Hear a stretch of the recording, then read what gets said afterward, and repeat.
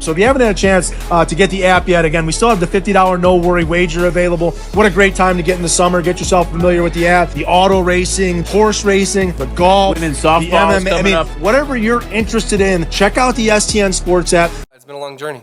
That's definitely a goal of mine. It's been one of the goals for a long time. So, like I said, I take pride in my journey. I'm trying to be an inspiration to the next guy. I think that's what's kept me going. I think about the high school kid that was me when I was younger, and I think about that kid, the kid nowadays in high school looking at me who's been following my story, and it's like, what would I be showing him if I were to quit, throughout all these years? So that's kind of what's kept my edge, because I know my story's not done. I'm like, every time I was cut, I was like, I know my story's not done. It's not going to end here. It can't end here, and so. I don't know the accuracy of this, but I think I'm the longest tenured practice squad player of all time. Because when I first got in the league, you can only be on practice squad for 2 years, and then COVID really saved my career. Other opportunities, I had an opportunity to be a defensive back under Pat Graham in New York for 3 weeks. That's the reason I got into the field, because I was like the emergency corner because of COVID. But just all those different things I've had to overcome to finally have that breakthrough. Would be awesome. It would be great. But like I said, there's only so much that's in my control. I control what I put on the field every day. I don't make those decisions at the end of the day.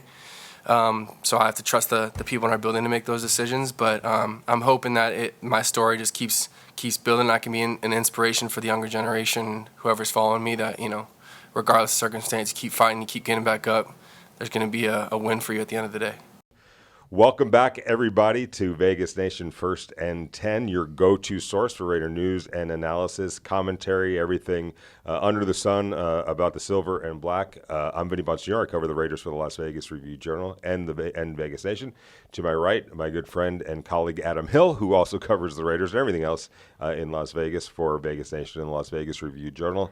And you just heard from Alex Bachmann, who is making a strong case, Adam, to make this football team. And as the answer that you just heard from Alex Bachmann was off of a question by yours truly over here, Adam, about what it would mean to make the 53-man roster. This is a player who has been in the league for about 7 years and has been primarily a practice squad guy, has never made a 53-man roster at a training camp, has bounced around a bunch of different situations, been counted out, all those types of things, keeps persevering, and has showed up this year at training camp with the Raiders, and quite honestly is having a pretty darn good training camp and is making a strong case for him to make the team. Adam, first of all, your thoughts of his journey, but then we're going to get into the logistics and calculations of him actually making this team, which is really what that's what he's up against. Yeah, so as he said, 7 years that he's been around, and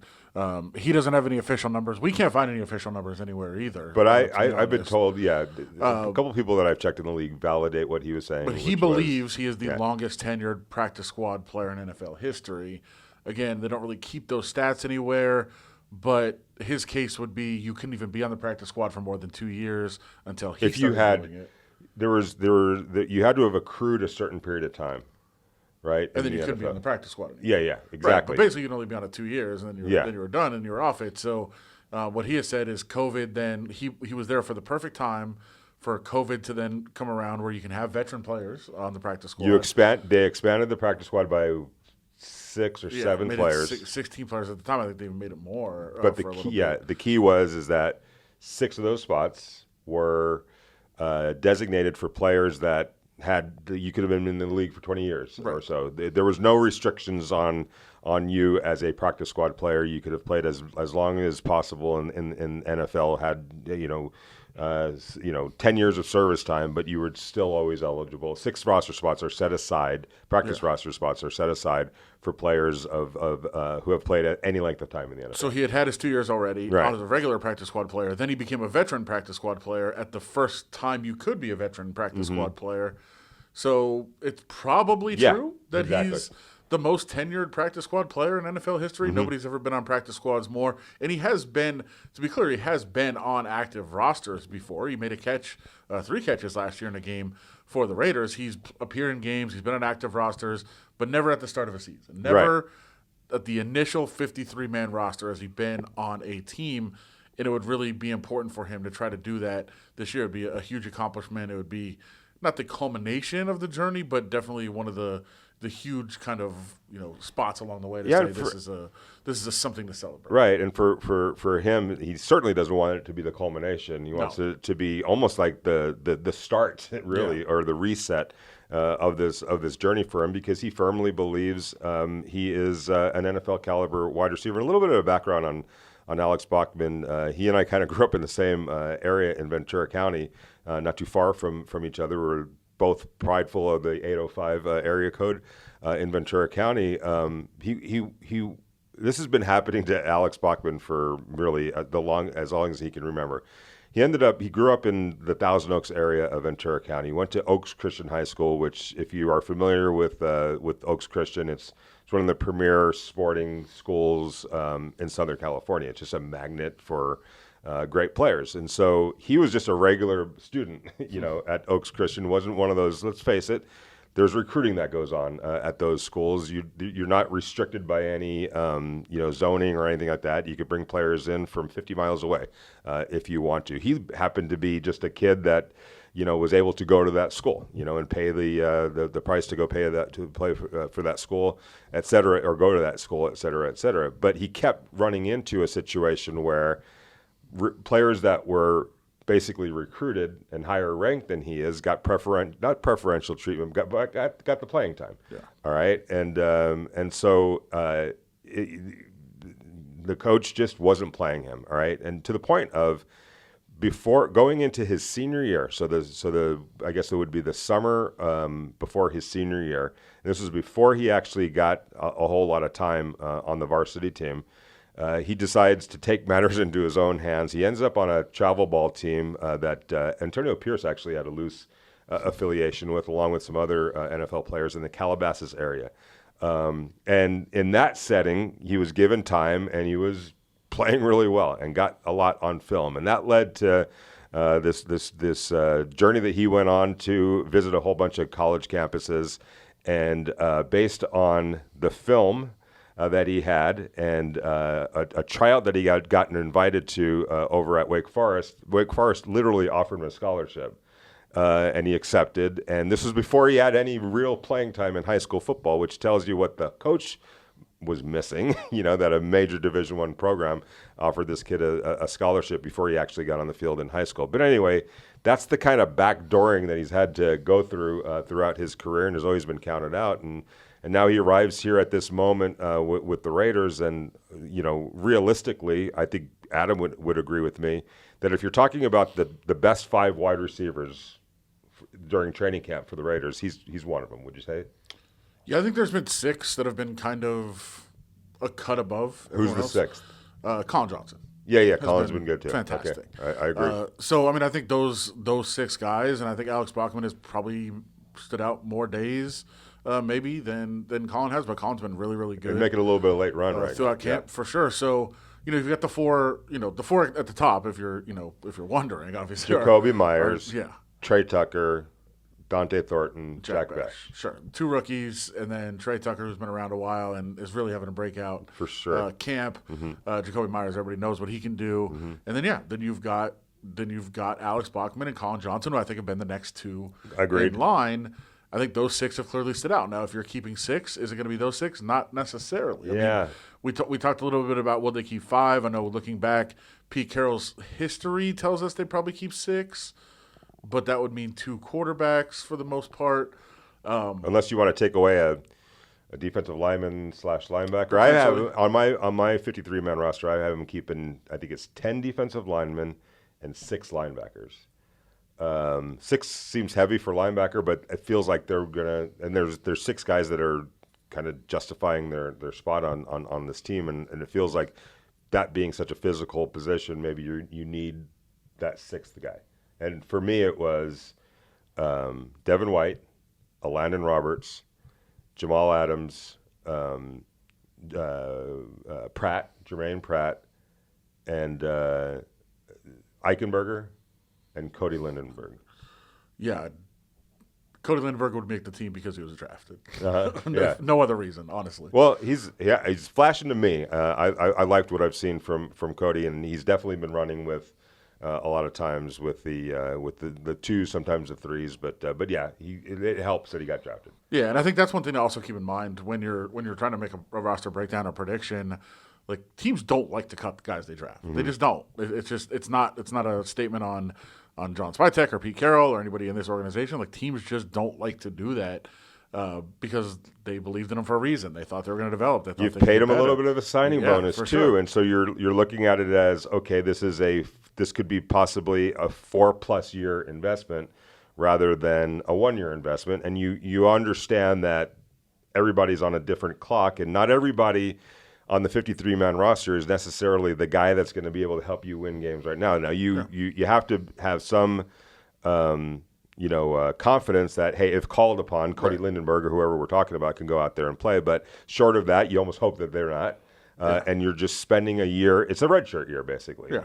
And there's probably about, what would you say, 4 or 5 spots on a roster sometimes that are kind of designated for those types of players. Guys that you can obviously make them not active on game day, and especially now with practice squad elevations, you can kind of fill in those spots and cover that a little bit. So, so yeah, it's important to say, well, it's not necessarily always going to be the best guys or the best players that make the team. There are these other factors that could play into things, but in terms of the wide receivers, I think Alex Bachmann has put himself among that top 5/6. I think he has. Doesn't necessarily mean he's going to make the team. Right. But I think he has positioned himself in that spot. And then I think, we hear him talk today about just, never quite getting over the hump. He said this isn't even the best camp that he's had. He felt he had a better camp and just didn't make a team. He said he had a perfect camp. He said it was perfect, which with the New York Giants. That'd be pretty tough to believe. but yeah, I don't think any player in the history of football has ever had a perfect camp. Right. But I think we know what he's talking about. Sure. He felt like he had a strong camp. And he said he's been in rooms where they show a video and like, hey, this is the kind of guy we want on our team, and the next day he's cut. And you're like, what just happened there? Exactly. How did that go? Like, that is the life of a journeyman player. It is. There's no question. And so, has he played enough? Has he played well enough to be on the team? I think he has. We'll see if that means he's on the team. And I think the big, the big part of this that we haven't mentioned yet is the presence of another rookie draft pick, by the way. Yeah. Tommy Mellott, the quarterback that's transitioning to wide receiver. And I think Tommy actually mentioned Alex Bachmann when we spoke to Tommy, and he was excited for basically without even prompting, he mentioned Alex Bachmann and how much he's learned from Alex Bachmann, and his excitement level for Bachmann out there. The question becomes is this. You have to do some projection here if you're the Raiders. And you obviously, as Adam just mentioned, he just mentioned the 6 best wide receivers thus far in training camp. Tommy Mellott's not one of those 6. Okay, and that's just the reality of the situation. But for him, it's not necessarily important to be one of the best 6 right now. The question that he has to answer to the Raiders, and the Raiders have to answer or ask themselves and make a calculation on, okay, but would he be one of the best 4, let's say, or 3, let's say, in a year or 2? And if the answer is yes to that question, that they believe he could be one of their top 4 guys at some point over the next few years and be an impact player in the NFL, then do you risk exposing him to waivers and potentially losing him to another team that might be looking at the same exact thing that you looked at or saw when you drafted him? And do you want to 2 years down the road be kicking yourself because he's playing like Julian Edelman, let's say, and you did not keep him on, and you expose him to waivers to try to keep a guy like Alex Bachmann and Colin Johnson on the roster? Yeah, is keeping an Alex Bachmann worth that potential? And I think to put it a different way, it's will cutting this guy embarrass us? Like, that is a way to look at it. It's a way, yeah. And so if you're sitting in that room doing the final cuts and you say, we make this cut, he signs somewhere else, he goes on to a great career. Yeah. How embarrassed are we at that point? Right. And that does weigh into this. It sure. just does. I mean, it's how embarrassed would we be, or how pissed off would we be that we did that? Yeah. For Alex Bachmann, that is is Alex Bachmann going to come in here and catch 75 balls this year and Probably not. No, see, that's the thing. That's the other part of this. Sorry to cut you off. Is the other question becomes, all right, so you keep, let's just say Alex, all right, and he is your 5th wide receiver, all right, and let's just say Colin is your 6th wide receiver. Your 5th and 6th wide receivers, not all of them are even going to dress on game day, depending on what your situation is and who you're playing potentially that week. But let's say you even keep 6 and 7 on your roster, on your game day roster. If the 4 other guys that we mentioned, your top 4 are all healthy, what exactly is Bachmann and special teams?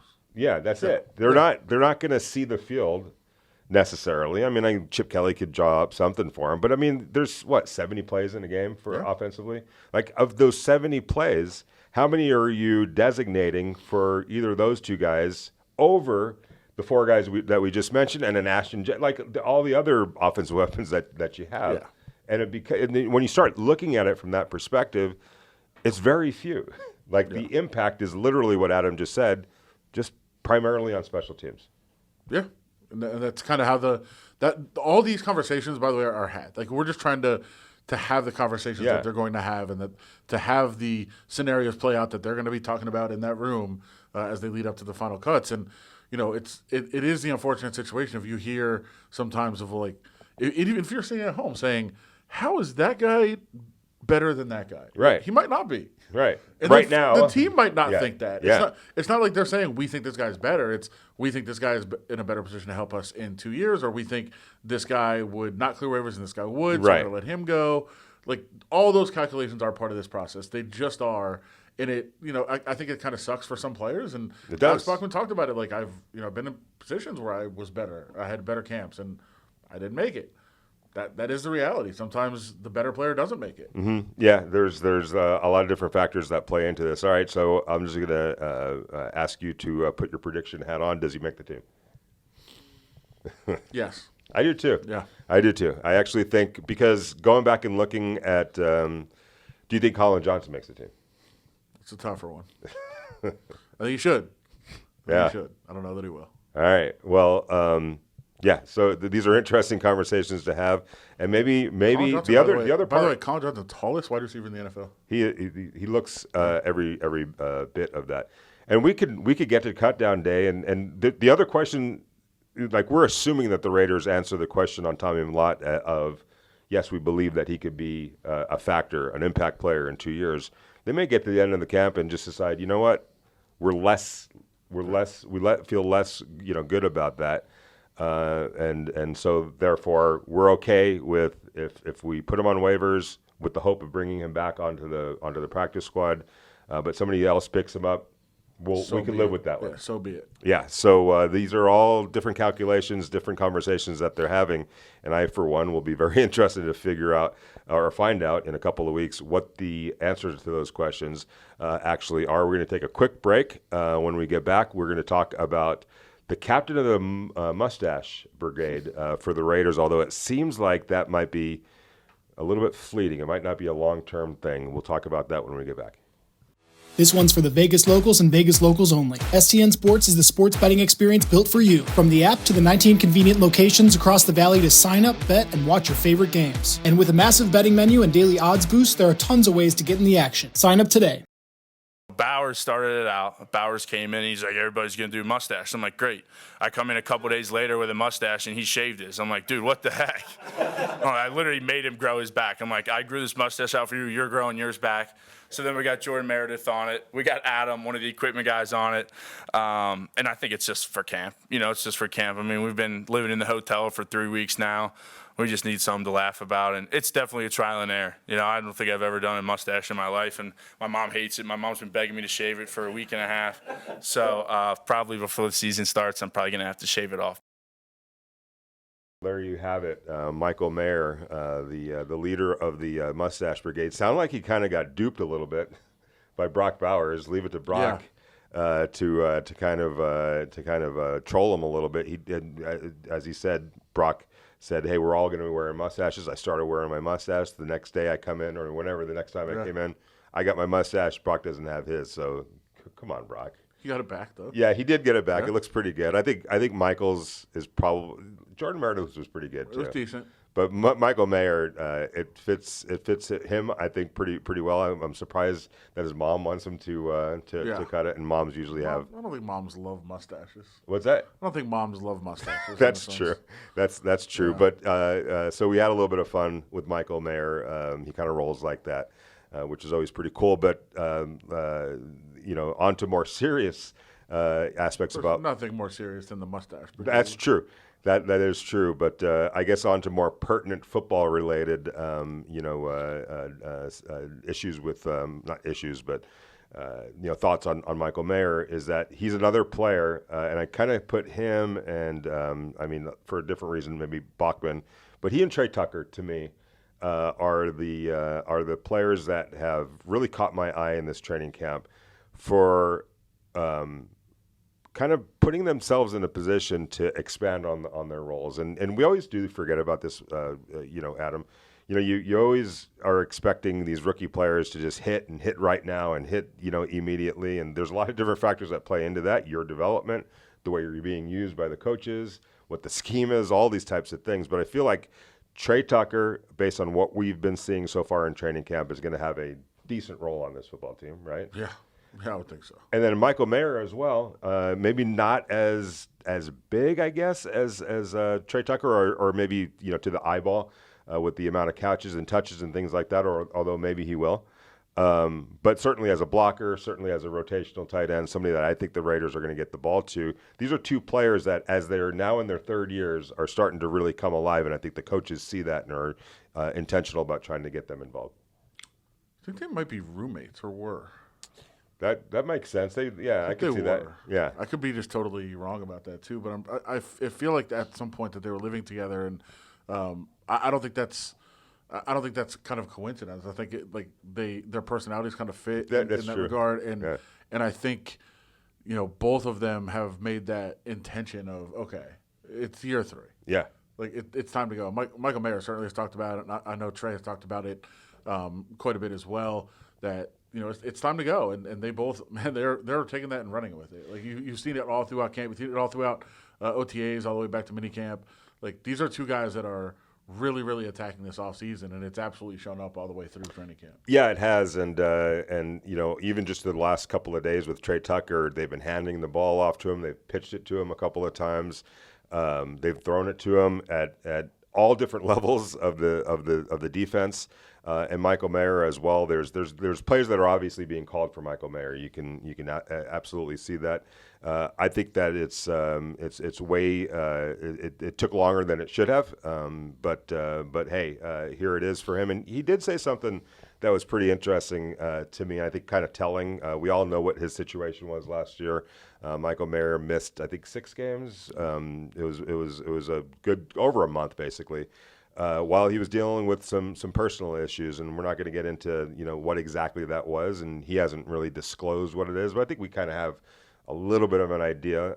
He was just going through some issues that he had to get straightened out within himself. And one of the things that he said today that I think might have opened up a little bit of a window was moving on from mistakes and not killing yourself over mistakes and not making, not overthinking it, and to the point where one mistake now turns into 2 mistakes because you're carrying that mistake into the next rep, and you just can't do that. Baseball players talk about this all the time. You can't let one bad at bat turn into 3 bad at bats because you carried your last bad at bat into your next at bat. Everything is a new canvas. Every rep is basically a new canvas, and it sounds like he's kind of getting that together with himself in order to keep moving forward in a positive way rather than kind of dragging himself down and getting mired in that. You also said it's a more positive environment, a more positive setting. There's something to be said about that. More positive head coach who will talk to you about real things. That's one of the things that he said. So, a lot. I think he just feels more comfortable in a lot of different ways. And it's whether it's with himself, whether it's with people around him, he's just getting more comfortable. And maybe yoga has helped that. I know he said that's something he just started.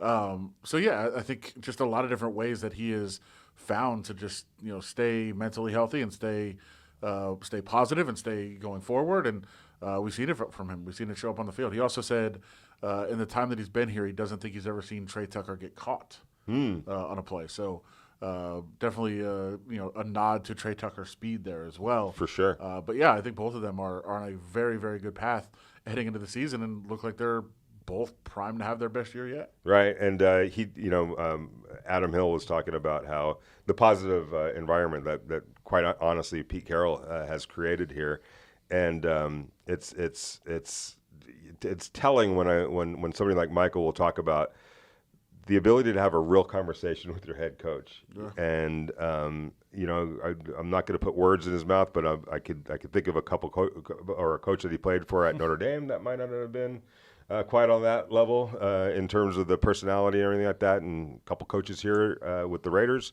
as well. Draw your own conclusions on that. But and I asked him, like, why wouldn't that be? Like, why should that be the exception in some cases rather than the norm? And it brings me back to a conversation that I had with it was Andrew Whitworth with the Rams when he got to the Rams, right? And we were talking about Sean McVay and the positive, the positivity that he ran the Rams with, and the ability to talk and have real conversations. And I said to him, I was like, that's not the case with, shouldn't that be the case with every coach in the NFL? Isn't that? He just like, Vinny, you're so naive, and in a kidding kind of a way, but you quickly realize that people roll in a totally different way, and not everybody's like Pete. I think we all understand that, but it just seems counterintuitive to me and counterproductive, quite honestly, that you wouldn't want to create a positive environment like that to put your best player, put your players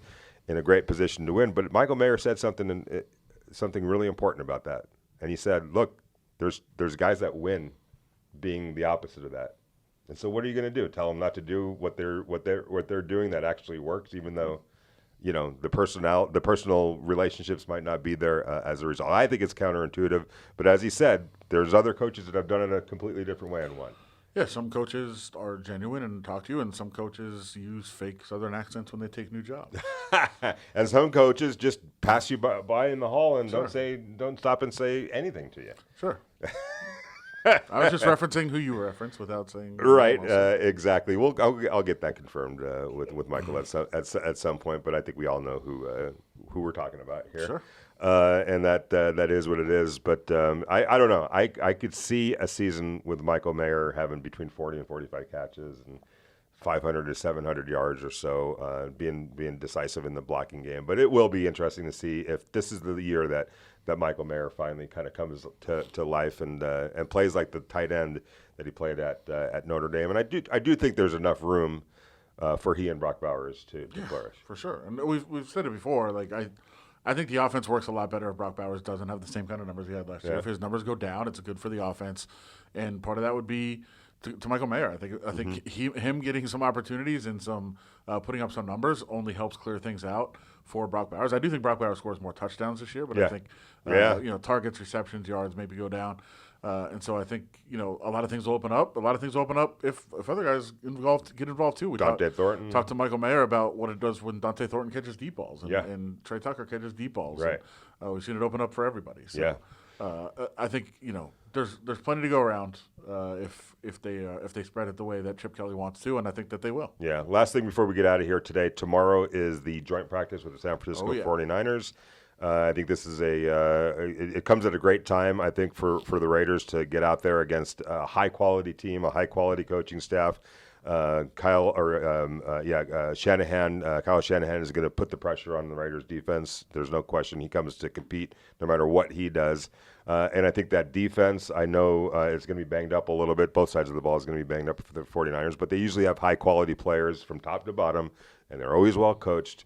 And they're going to put a lot of pressure on you on both sides of the ball. What are you looking for tomorrow when the 49ers are out here in Henderson? Yeah, some one-on-ones. I know they usually, run like corners versus wide receivers. Those would be pretty fun. But then, just when they line it up, we'll see when they go, offensive line versus defensive line, how they hold up. I know the 49ers are very shallow right now. They don't have a lot of their depth coming. Close to 20 players not going to make the trip, or at least are not going to participate. So, maybe a little bit thin in the ranks, and maybe through some of the depth is going to be. We'll see how they kind of handle that in terms of, do the Raiders' second team take extra reps to go against or excuse me, Niners second team take extra reps, or do they just take less reps total and how they plan it out? But the coaches will work together on mapping all that stuff out, and then they'll take the field. And I just want to see the matchups off, first offense, first defense, and vice versa for the over under on how many plays, reps or plays. Let's just say plays on full team before we see some fisticuffs. And who I think it's going to be. It's funny. I would initially say Jackson Powers Johnson would be right in the middle of things, and maybe he will. But I'm wondering if I have a feeling that the Raiders are trying to ask him to tone that down a little bit. That's part of his evolution and the consistency and everything that they're trying to be about, especially cutting down on those penalties. So maybe not him, but your thoughts on that? 98. Well, yes, of course. Yeah. Come on. Yeah. All right, let's go with an offensive player. Well, I know it's not going to be Jordan Meredith. We can rule that out for sure. Too nice of a guy? Yeah. Okay. Yeah. All right. If somebody throws a punch at him, he'll say, "Oh, I'm so sorry, I hurt your fist." As I step on your throat. Yeah, my apologies. I'm sorry.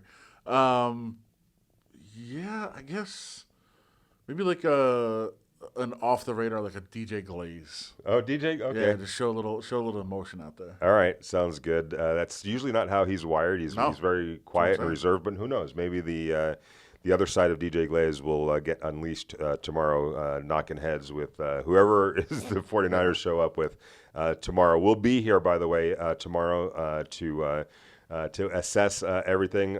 If you're going to be checking us out over at Vegas Nation, I'll be writing about Michael Mayer. What exactly are you working on that the readers can keep an eye out? We will have a little bit of. We'll see. I mean, we got a couple. A little mustache talk. A little mustache talk will be the notes for sure. Bachmann coming up in a couple days, probably. Yes. A little story on Alex Bachmann, but Jordan Meredith probably today, just talking about settling in and what it would mean for him to be a day one starter as well. Yeah, absolutely. And I don't think Jordan had to Google who Pete Carroll was, right? You want to talk about that for a second? It was Laki Tasi. He said he had never heard of Pete Carroll, and so when he was coming to Vegas, he's like, "Let me Google my coach." Found out about him and said, "Oh, it's pretty impressive." He is from New Zealand. Yes, so a little defense of him on the other side of the world, playing an entirely different sport. So his football knowledge might have been a 2. I would say probably closer to a 1. In terms he says it's 7 now.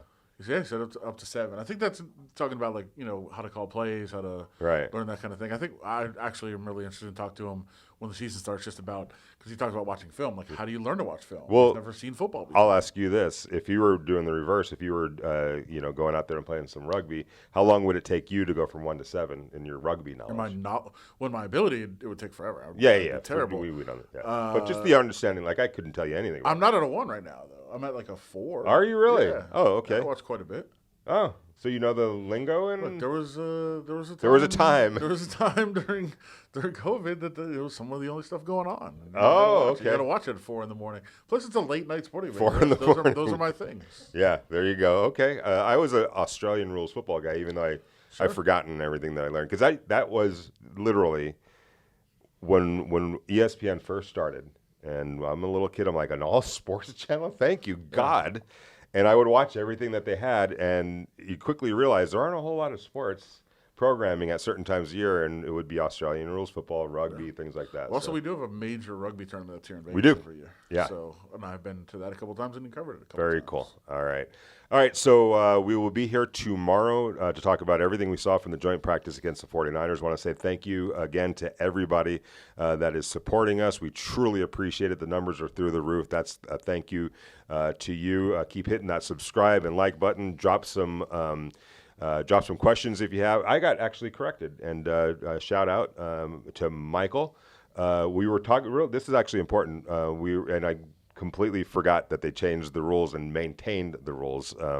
Anyway, so we've been talking about Lonnie Johnson. You don't have to release him at the end of camp. On cutdown day, teams now have 2 designated spots that they can, that they can use, and all the transactions have to happen on cutdown day, where you could designate 2 players potentially to go on IR, not count against your 53-man roster, with the ability to bring them back, but it has to be on that Tuesday. So Lonnie Johnson will not take up a roster spot if he goes on to IR, will not have to make the 53-man roster and then post that, go on IR. That could all happen simultaneously. So that actually opens up potentially a roster spot for the Raiders to play with for maybe 4 weeks. Maybe it goes to Terrell Edmonds. Maybe they use it to keep an extra player someplace else. So we'll see about all that.